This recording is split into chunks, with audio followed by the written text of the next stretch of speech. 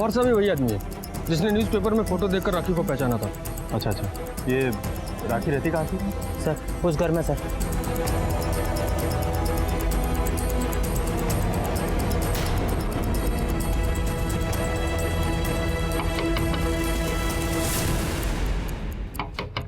Police है, police.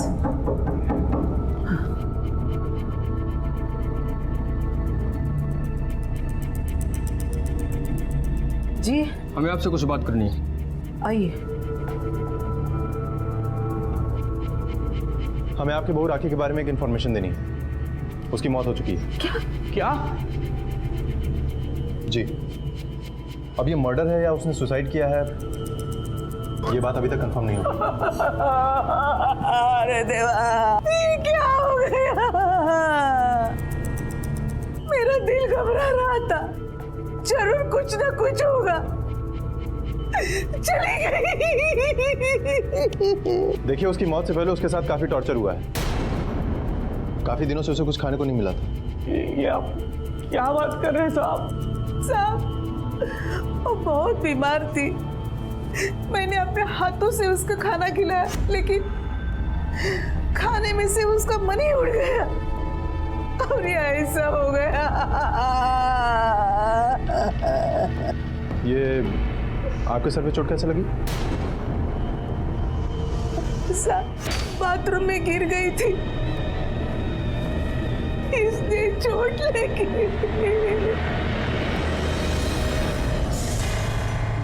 Shinde साहब, मुझे पूरा यकीन है कि ये औरत हमसे कुछ छुपा रही है। अगर इसने वाकई राखी के साथ कुछ किया है तो ये हमें कुछ बताएगी नहीं। एक काम करते हैं, इसके पड़ोसियों से पूछताछ करते हैं। अरे साहब, एक नंबर के लालची लोग थे साहब। वो दहेज के नाम पर बिचारी पर बहुत अत्याचार करते हैं। उनके घर में रोज झगड़ा भी होता था साहब। अरे साहब, मैंने तो वीडियो भी बनाया है। ये देखिए, हर्षा ताई बेचारे को रोज मारती थी। आप लोगों के अंदर इतनी समझदारी है कि जब किसी औरत पे अत्याचार होता है तो आप उसका वीडियो बना लेती हैं, लेकिन इतनी समझदारी नहीं है कि पुलिस में इन्फॉर्म कर दें। नहीं साहब, समझ तो थी, लेकिन मजबूरी थी। मजबूरी मतलब? हमने हर्षा ताई से कर्जा लिया है। अगर उनकी कंप्लेंट कर देते तो पैसा वापस मांग लेती। साहब, वो अपनी बहू को इतना मारती थी तो हमें भी जिंदा छोड़ती क्या?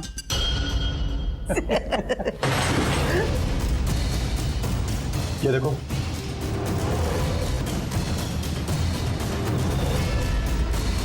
दहेज तो तुम्हें नहीं मिला, लेकिन उसका इनाम मिलने का टाइम अब आ गया है और तुम्हारे जैसे लोगों को इनाम देने में हम कोई कंजूसी नहीं करेंगे। चलो ले साहब, साहब हमने कुछ नहीं किया साहब। अरे छोड़ो, कुछ नहीं किया। अरे साहब मेरी बात तो सुनिए साहब, कुछ नहीं किया। अरे कुछ नहीं। अरे ऐसे क्यों? चल बोल, क्यों मारा उसे? बोल क्यों मारा उसे? साहब हमने उसे नहीं मारा साहब। साहब ये बात सच है कि हम उसे पैसों के लिए टॉर्चर करते थे, मारते थे, उसे खाना नहीं देते थे। लेकिन साहब, इससे पहले भी वो भागने की कोशिश कर चुकी है साहब। मैंने खुद उसे पकड़ा था साहब। मैंने उसे मिर्च खिलाई थी साहब, लेकिन जिस दिन हमें पता चला कि वो हमारे किसी काम की नहीं है, तब हमने सोचा कि उससे छुटकारा पाते हैं साहब। इसके पहले कि हम उसे कुछ कर पाए, वो खुद भाग गई थी साहब। अभी आपसे ही पता चला कि वो मर गई साहब। पाटिल सर,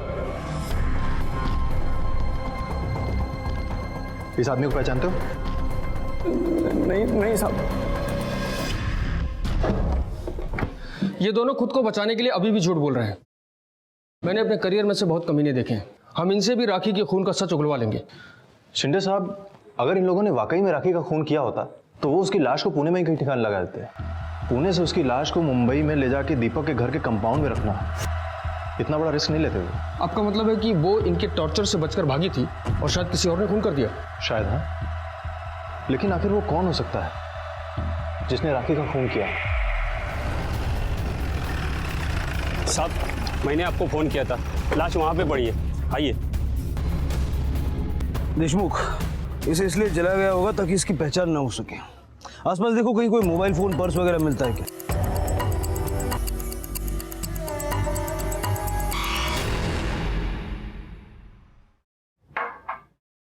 सुनंदा को फोन किया, वो ठीक से पहुंच गई? कल रात फोन किया था, तब वो उसके माँ के घर पहुंचने वाली थी। उसके बाद मैंने फोन किया लेकिन उसका फोन स्विच ऑफ आ रहा था। इसका मतलब तूने सुबह से एक भी फोन नहीं किया? कम से कम फोन करके पूछना तो चाहिए वो ठीक से पहुंची या नहीं। हर वक्त नहीं कि उसे फोन करूं, वो नहीं फोन कर सकती। हर बात में अपनी मर्दानगी को बीच में मत लाया कर। फोन करके पूछो, कर फोन।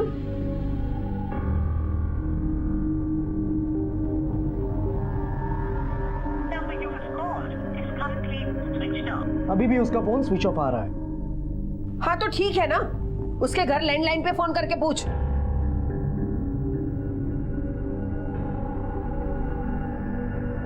हाँ माँ जी, दीपक बोल रहा हूँ। सुनंदा का फोन स्विच ऑफ आ रहा है, जरा उसे देंगी क्या? लेकिन ये ऐसा कैसे हो सकता है?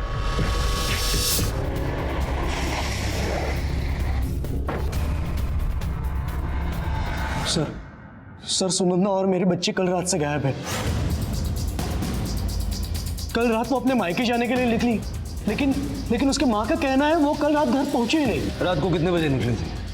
यही 8 साढ़े 8 के आसपास। सुनंदा की माँ का घर कहाँ है? माधव नगर। तो आप उसे छोड़ने क्यों नहीं गए? सर घर पास में ही है तो अक्सर वो अकेले ही चली जाती थी।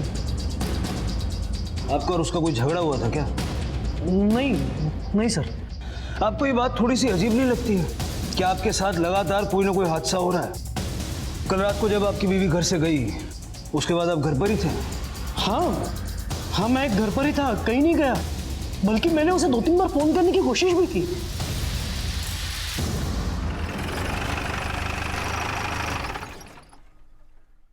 उसका फोन बंद आ रहा था। आपको पता था कि सुनंदा आपके पास आ रही है? जी हाँ, उसने फोन करके मुझे बताया था। तो जब सुनंदा आपके पास नहीं पहुंची तो आपको नहीं लगा कि दीपक को फोन करके पूछना चाहिए कि सुनंदा क्यों नहीं पहुंची? साहब मैं उसका यहाँ घर पर इंतजार कर रही थी। वैसे भी मेरी तबीयत ठीक नहीं थी, मैंने दवाइयाँ ले रखी थी जिसकी वजह से मुझे बहुत गहरी नींद आ गई थी। लेकिन जब सुबह आँख खुली तो मैंने उसे तुरंत फोन लगाया, लेकिन उसका फोन बंद आ रहा था। साहब मेरी बच्ची कहाँ चली गई होगी, आप उन्हें ढूंढ दीजिए। देखिए आप घबराइए मत, उन्हें ढूंढने की हम पूरी कोशिश करेंगे। सर, सहकारवाड़ी में जिस लड़की की जली हुई लाश हमें मिली थी, ये रही उसकी पोस्टमार्टम रिपोर्ट। और रिपोर्ट के मुताबिक उस लड़की की मौत सर पर किसी भारी चीज से वार करने और काफी खून बह जाने की वजह से हुई है। एक बात और सर, लड़की को मारने के बाद उसकी लाश को जलाया गया है। मौत का टाइम है 8:30 से 10:30 रात के। देशमुख, सुनंदा के घर से निकलने का टाइम और इस मर्डर का टाइम अप्रोक्सीमेटली सेम है। और ये सहकारवाड़ी दीपक के घर और सुनंदा की माँ के घर माधव नगर के बीच में पड़ता है, और सुनंदा का रास्ता भी वहीं से होकर गुजरता है। ये कोइंसिडेंस तो नहीं हो सकता। कहीं ऐसा तो नहीं कि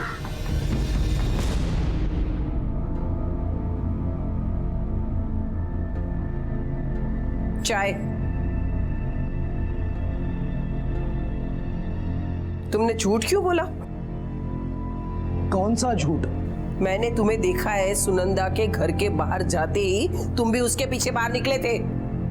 वो तो मैं बस यूं ही टहलने के लिए गया था और 10 मिनट के बाद वापस भी आया।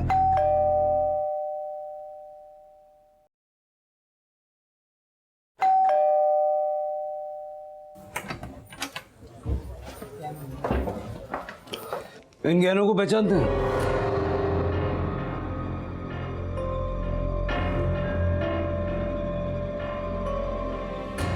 ये तो सुनंदा के गहने हैं।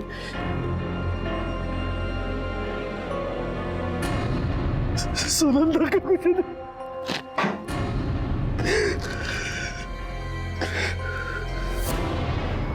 मेरा बच्चा भी उसी के साथ था। हाँ मेरा बच्चा भी उसी के साथ था। कहाँ है वो? उसके बारे में अभी कुछ कह नहीं सकते, लेकिन हम उसे ढूंढने की पूरी कोशिश कर रहे हैं। एक बात समझ में नहीं आती, ये सारी मौतें आपके आसपास ही क्यों हो रही? आपका कहना है कि ये सब मैं कर रहा हूं या मेरी वजह से हो रहा है? ये देखिए, हम पहले से ही बहुत परेशान हैं और आप यहाँ आकर हमें और परेशान मत कीजिए।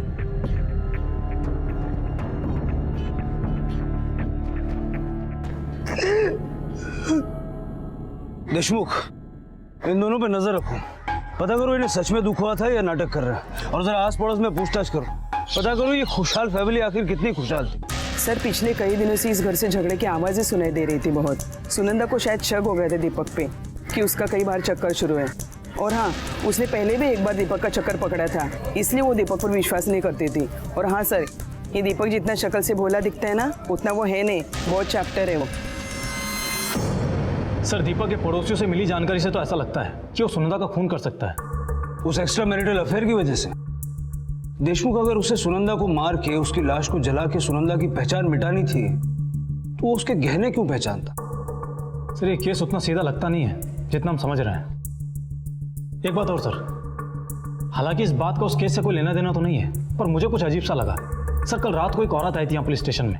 साहब सुनो ना साहब, मेरी बेटी कल से गायब है साहब। कॉल सेंटर की नौकरी पर गई थी, अब तक वापस ही नहीं आई। बहुत चिंता हो रही है उसकी। आप घबराइए मत, आप हमें उसका नाम, कॉल सेंटर का एड्रेस, उसका मोबाइल नंबर दे दीजिए। जैसे कुछ पता चलेगा हम आपको बता देंगे। जी सर, ये फोटो उसकी सब। उस लड़की का नाम मनीषा है। सर मैंने उस लड़की के कॉल रिकॉर्ड्स और मोबाइल लोकेशन मंगवाए थे, और सर इसके मुताबिक मनीषा के मोबाइल की लोकेशन कल रात को 9 बजे सहकारवाड़ी दिखा रहा है, और मनीषा इसी रास्ते से कॉल सेंटर आती जाती थी। ये देखिए सर।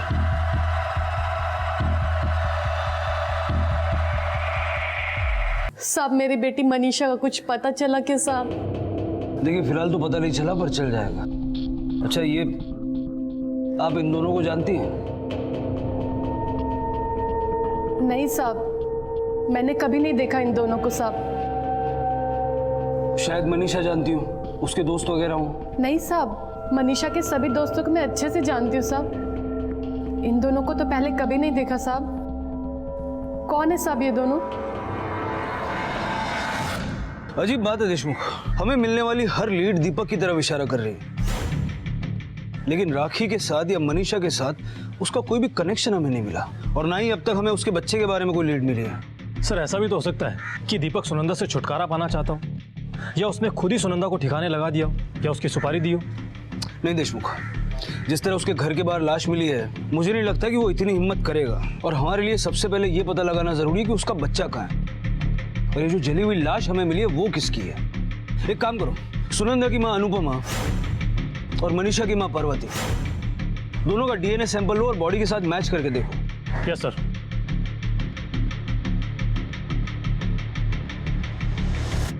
पवार, राखी के बारे में और कोई इन्फॉर्मेशन मिली? राखी के घर वाले कहाँ हैं? वो औरंगाबाद में रहते। फैमिली में कौन कौन है उसके?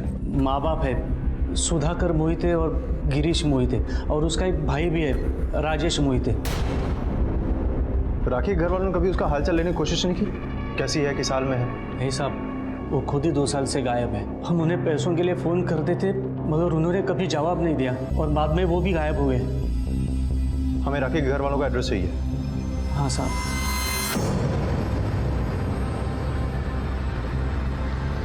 हेलो सर, राखी के माँ बाप का पता चल गया है, वो औरंगाबाद में रहते हैं। हाँ सर, मुझे भी ऐसा लगता है कि शायद वहाँ से कोई लीड मिले। ठीक है सर। शिंदे साहब, अब हमें औरंगाबाद जाना होगा।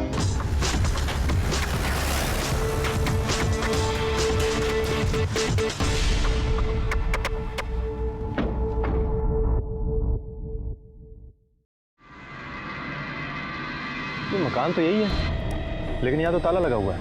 पाटिल सर, एक काम करते हैं, आस पड़ोस में पूछताछ करते हैं।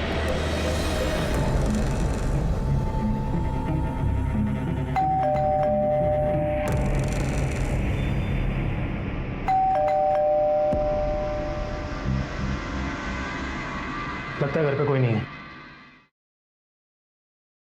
सुनिए। जी सर। बता सकते हैं कहाँ गए? ये तो पता नहीं कहाँ गई, पर हाँ आज सुबह ही पूरा सामान लेकर कहीं चली गई। ठीक है, आप जाइए। हाँ पवार। सर सुनंदा की माँ आज सुबह सामान लेकर कहीं चली गई है, घर पर ताला लगा हुआ है। पवार, जितनी जल्दी हो सके पता करो कहाँ गई है। Yes sir. पाटिल सर। देखो अंदर कोई है तो बुला के ला। जी सर।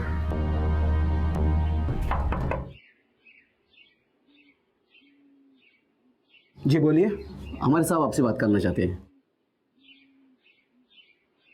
जी बोलिए। मैं Mohan Pawar, police sub inspector, Mumbai. नमस्ते। आपसे एक इन्फॉर्मेशन चाहिए थी मुझे। ये मोहिते फैमिली आपके पास वाले मकान में ही रहती है ना? जी, लेकिन उन्होंने औरंगाबाद बहुत पहले ही छोड़ दिया। शहर ही छोड़ दिया? क्यों? 2 साल पहले उस फैमिली के साथ जो हुआ ना, उससे उन्हें बहुत बड़ा सदमा पहुंचा था। क्या हुआ था? उनकी बहू अर्चना, उसने उन पर डाउरी का केस दाखिल किया था। उससे सोसाइटी में काफ़ी बदनामी हुई थी उन लोगों की, और फिर उनका घर से निकलना तो लगभग बंद ही हो चुका था। हमें कहीं से मोहिते फैमिली की फ़ोटो मिल सकती है क्या? जी, वो मेरी बेटी की शादी में आए थे, तभी खींची थी हमने एक। शायद मेरे मोबाइल में होगी, मैं देखता हूँ। ये देखिए।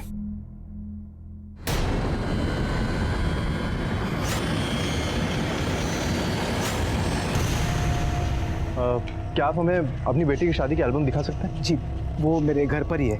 आप चलिए ना, कुछ चाय ठंडा। नहीं प्लीज़, आप एल्बम ले आइए। जी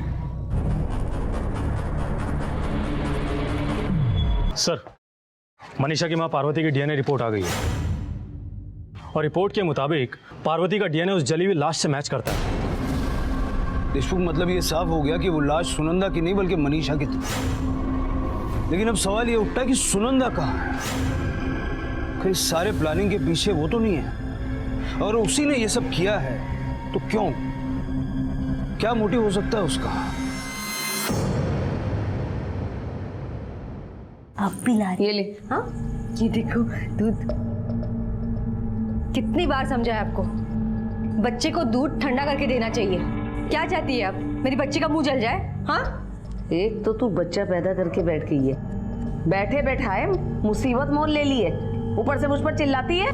भगवान से तो डरो, कितने पाप कराए आपने मुझसे, सबका हिसाब होगा एक दिन। कितनी खुश थी मैं दीपक के साथ, सब कुछ अच्छा चल रहा था, लेकिन आज सब बर्बाद हो गया। इसकी जिम्मेदार भी तू है।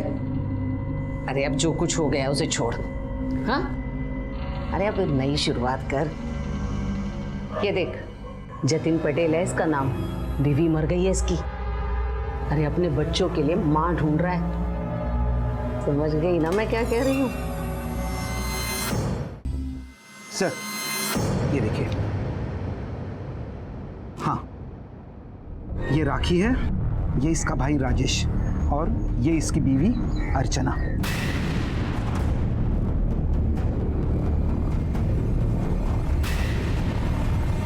मतलब सुनंदा राखी की भाभी है? मैं इसकी एक फोटो ले सकता हूँ? जी।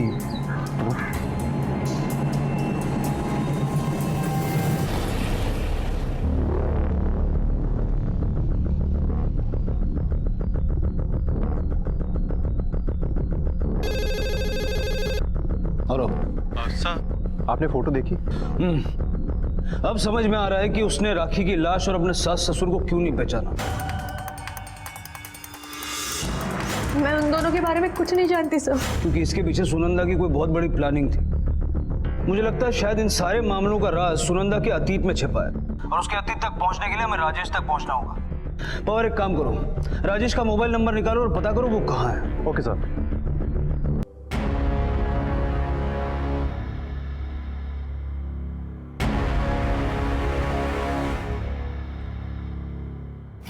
खुश रहो बेटा।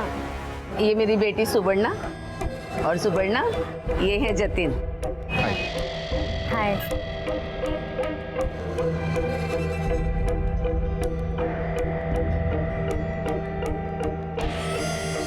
बेटा, मैं और सुवर्णा ही एक दूसरे का सहारा हैं। हम लोगों का कोई नहीं है दुनिया में हमारे सिवा। वैसे मेरी सुवर्णा बहुत ही समझदार है, पर बहुत सीधी भी है, दुनियादारी नहीं समझती। मुझे तो हमेशा इस बात की चिंता लगी रहती है कि किसी अच्छे से इंसान से इसकी शादी हो जाए। समझो आपकी सारी चिंताएं आज से खत्म हो गई। मुझे सुवर्णा पसंद है, मैं तैयार हूँ इस शादी के लिए। सर हमने सुनंदा और उसकी माँ का फोटो महाराष्ट्र के सभी पुलिस स्टेशन में भेज दिए हैं। देशमुख सिर्फ महाराष्ट्र नहीं बल्कि सारे स्टेट्स में उसकी फोटो सर्कुलेट करवाओ, सारे न्यूज चैनल्स और न्यूज़पेपर्स पे भी छपवाओ। ये दोनों जल्द से जल्द हमारी कस्टडी में होनी चाहिए। Yes sir. सर राजेश का नंबर ट्रेस हुआ है, वो अभी सातारा में है। सातारा?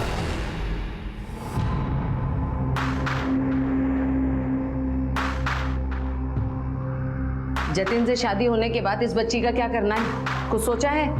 क्या करना है मतलब कि अरे जब तक हमारा काम नहीं हो जाता तुझे इस बच्ची से दूर रहना पड़ेगा ना। ला ये बच्ची मुझे दे। अरे अरे सुन तो।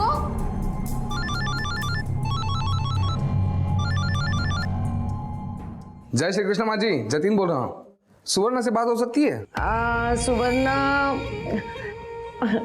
बेटा सुवर्णा तो नहाने गई हुई है। एक बहुत अच्छी खबर थी, सोचा था सबसे पहले सुवर्णा को बोल दूं।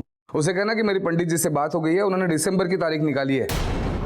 बहुत अच्छा मुहूर्त है, कह रहे थे सालों बाद ऐसा मुहूर्त मिलता है। अरे बेटा इतना लेट शादी करने की क्या जरूरत है, इंसान अच्छा मिलना चाहिए। मैं तो सोच रही हूँ कि अगले महीने ही शादी हो जाए ताकि मैं आराम से गंगा नहा लूं। ठीक है, मैं एक बार फिर से पंडित जी से बात करके देखता हूँ। हाँ अच्छा, जय श्री कृष्ण।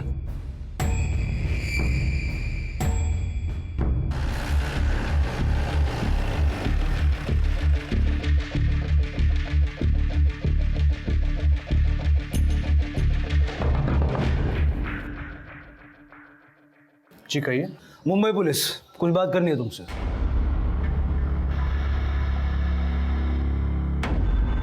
अरे वाह, आप भी यही हैं? आपको तो हम कब से ढूंढ रहे हैं। चलिए अच्छा है, पहले आपके बेटे से बात करते हैं, फिर आपसे बात करते हैं।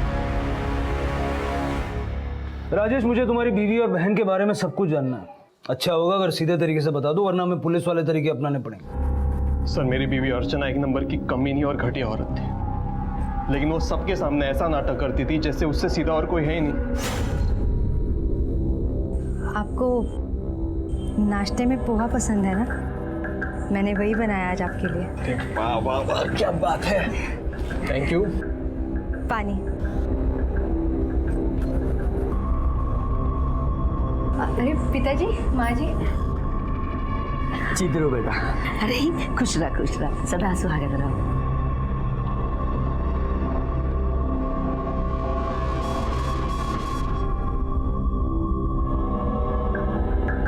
अरे माँ जी, ये क्या कर रही है आप? दीजिए मैं करती हूँ। अरे नहीं मैं कर लूंगी, जाओ तुम जाके आराम करो। मेरे होते हुए आप कैसे काम कर सकती है? मुझे बिल्कुल पसंद नहीं आएगा। दीजिए मुझे, दीजिए और आप आराम कीजिए। देखा लता, लगता है पिछले जन्म में हमने जरूर मोतीदान किए होंगे, जो हमें इस जन्म में इतनी अच्छी बहू मिली है। भगवान इसे हमेशा खुश रखे। कुछ महीनों तक उसका ये नाटक चलता रहा और एक दिन उसकी असलियत सामने आई।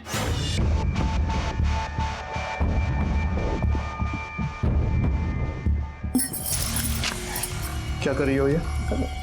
कुछ नहीं, वो एक सोने का हार बहुत सुंदर सा था, पसंद आया था, वो ही लेने के लिए पैसे ले रही थी। अच्छा, ये पैसे गोल्ड के नेकलेस के लिए नहीं रखे, इमरजेंसी के लिए रखे। इन्हें गलती से भी खर्च मत करना। बजोड़ो।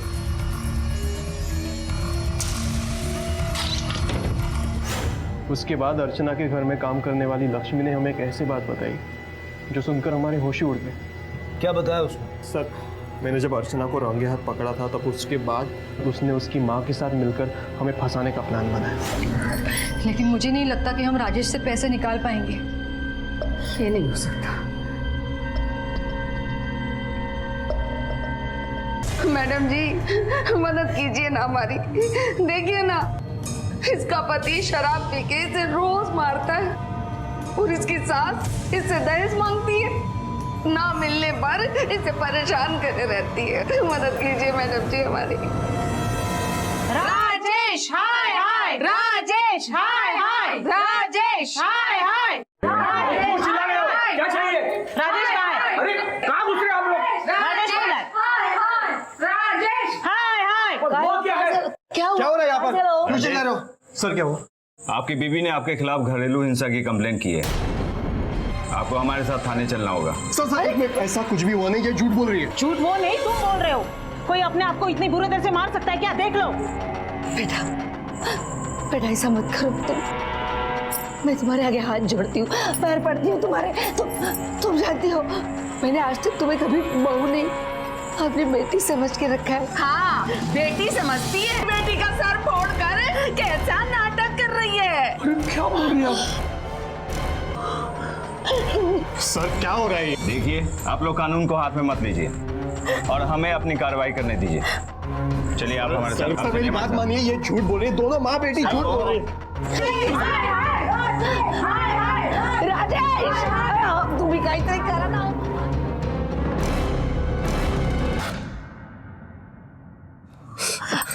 देखिए, आपकी बहू ये सब नाटक अपनी माँ के बहकाव में आकर कर रही है, और ये सब मैंने अपने आंखों से देखा है, कानों से सुना है। तो उस दिन आपने पुलिस के सामने ये सब बताया क्यों नहीं? देखिए, मुझे पुलिस के लफड़े में नहीं पड़ना है। मुझे लगा आपको आके मुझे बताना चाहिए, इसलिए मैंने बता दिया। अब आगे क्या करना है आप लोग सोचो, मैं चलती हूँ। राजेश, आपकी बीवी केस वापस लेने के लिए 50 लाख रुपए मांग रही है। क्या? 50 लाख? सर इतने पैसे हम कहाँ से लाएंगे? नहीं दोगे तो जिंदगी तो बर्बाद होगी ही, ऊपर से जेल जाओगे वाला।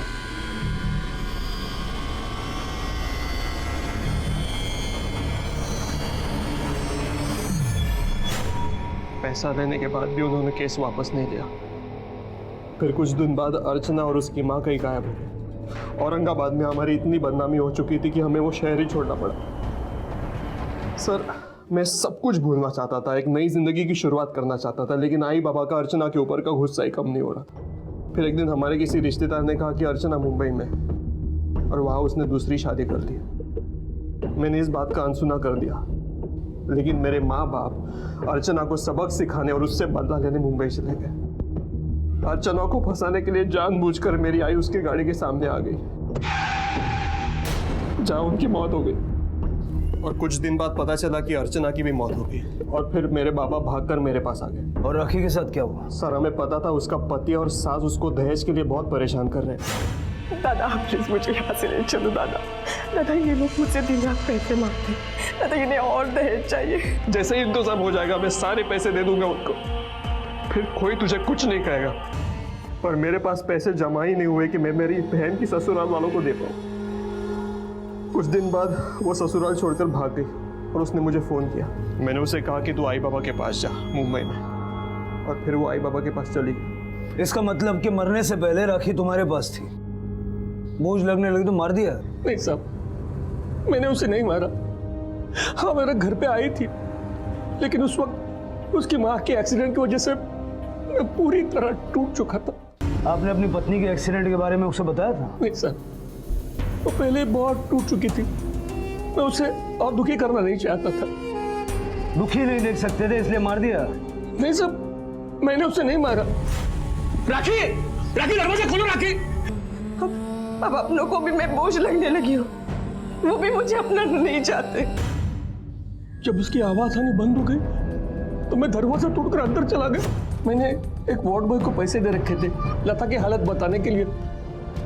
उसने बताया कि लता मर चुकी है। मुझे अर्चना पे बहुत गुस्सा आया साहब, उसी की वजह से हुआ था। मैंने सोचा कि अब उसे सबक सिखाकर ही रहूंगा। ये रुको, ये रुको, रुको रुको रुको रुको, ये रुको रुको, डॉक्टर का घर आ गया। और मैंने अर्चना से बदला लेने के लिए ये सब कुछ किया। वजह कोई भी हो, क्राइम क्राइम होता है। किसी को आत्महत्या करने के लिए मजबूर करना, सबूतों को मिटा देना, पुलिस को गुमराह करना, ये सब क्राइम है, और इसके लिए सजा तो भुगतनी पड़ेगी। चल चलिए बढ़ो। देशमुख। Yes sir. राखी का केस तो सॉल्व हो गया। अब हमें सुनंदा को जल्द से जल्द पकड़ना हो, क्योंकि वो अब भी एक क्रिमिनल है, और मनीषा का कातिल भी अब तक पकड़ा नहीं गया। Yes sir.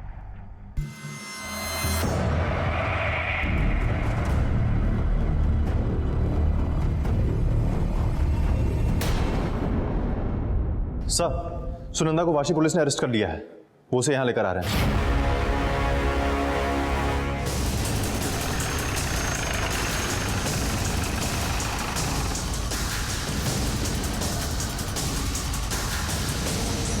काशी पुलिस को फोन आपने किया था? जी सर, ये मेरे घर पैसे मांगने आई थी, लेकिन प्लीज मुझे पैसों की बहुत जरूरत है। मैं हाथ जोड़ती हूँ तुम्हारे सामने, प्लीज मुझे पैसे दे दो। अगर तुम मुझे पैसे नहीं दोगे तो वो डायन मेरे बच्चे को मार डालेगी। प्लीज मुझे पैसे दे दो, प्लीज। ये क्या कह रहे हो तुम? क्या है ये सब? और तुम्हारा बच्चा? इन्हें नहीं पता था सर कि मेरी एक बच्ची भी है। लेकिन तुम्हारी माँ अपनी ही नातिन को क्यों मारेगी? वो मेरी माँ नहीं है सर, वो सास है मेरी। 16 साल पहले उसके बेटे के साथ मेरी शादी हो गई थी। शादी के कुछ दिनों बाद एक कार एक्सीडेंट में मेरे पति की मौत हो गई। मेरी सास उसकी मौत के लिए मुझे ही जिम्मेदार ठहराती थी और उस गिल्ट में मैं मेरे सास के हाथ की कठपुतली बन गई सर। वो मेरी शादी कराती थी और वहां से पैसे चुरा कर हम कहीं और भाग जाते थे सर। पर मैं दीपक से सच में प्यार करती थी। हमारे एक बच्ची भी है और उसी बच्चे को मेरी सास लेकर भाग गई है सर। जब इसने ये सब मुझे बताया तो मुझे लगा कि मुझे पुलिस को फोन करना चाहिए। अगर ये उस औरत के साथ होती तो मुझे फोन करने नहीं देती। मुझे लगता है ये सच बोल रही है सर। इसके बच्ची को ढूंढिए प्लीज। हेलो माँ जी, मैं बात कर रही हूँ। अरे ये जतिन का फोन तेरे पास कैसे आया? जी वो माँ जी, जतिन पैसे देने के लिए तैयार ही नहीं हो रहा था। मैंने उसे मार डाला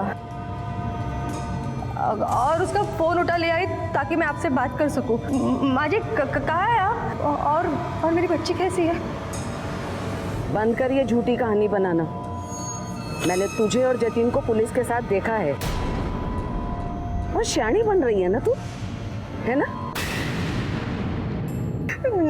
माँ जी मेरी बात सुनिए। हेलो हेलो माँ जी मेरी बच्ची, माँ जी। देशमुख, इसका मोबाइल ट्रैकिंग पे डालो। Yes sir.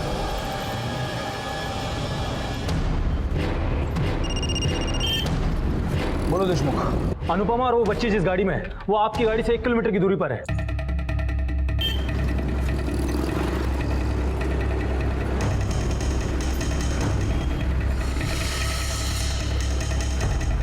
सर 500 मीटर की दूरी पर है वो गाड़ी। सर राइट लीजिए। राइट आगे से राइट लो। Sir first left.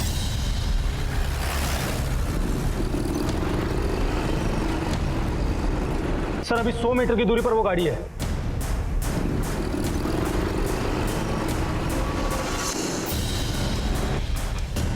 Sir 20 metre की दूरी पर आपकी गाड़ी के सामने जो गाड़ी है उसी में ही अनुपमा और वो बच्ची है। रिक्शा थांबो।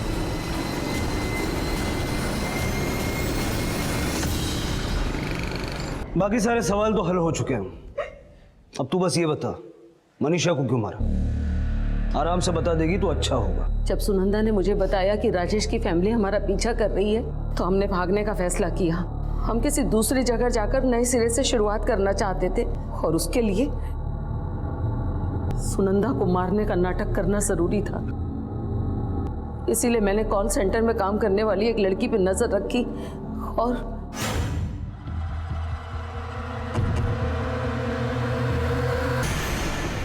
सर मैं सच कह रही हूँ, मैं नहीं जानती थी कि इसने किसी लड़की का खून भी किया है। मनीषा के खून के बारे में नहीं जानती थी, लेकिन बाकी के सारे क्राइम तो तूने इसके साथ मिलके किए ना। डर के करो या मजबूरी में, क्राइम होता है। ये तो सारी उम्र जेल में काटेगी। अब सजा तुझे भी भुगतनी पड़ेगी। और कुछ अंदाजा है? ये बच्ची जो तुम दोनों के बीच में पिस गई, जिसका कोई कसूर नहीं,